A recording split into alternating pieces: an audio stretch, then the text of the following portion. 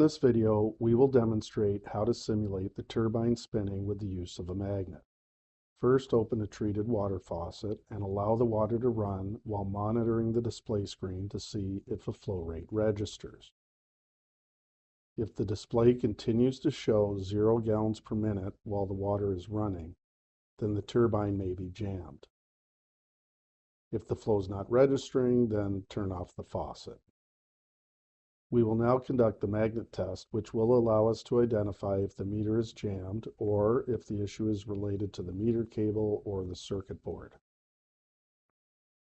First, push the meter cable tip upwards from underneath the control valve body, as you'll then be able to easily lift up the meter cable tip.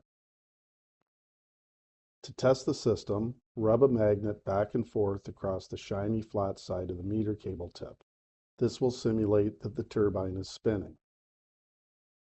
While performing this action, monitor the front display screen of the valve to see if the flow rate increases from 0 GPM.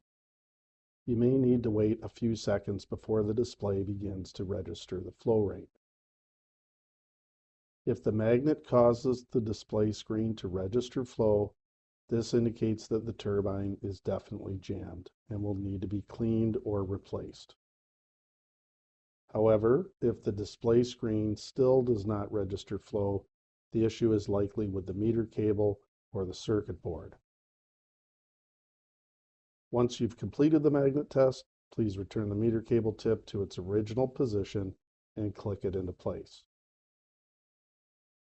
Now that the issue has been identified, please proceed with the appropriate corrective action of either cleaning or replacing the turbine assembly, or replacing the meter cable or the circuit board.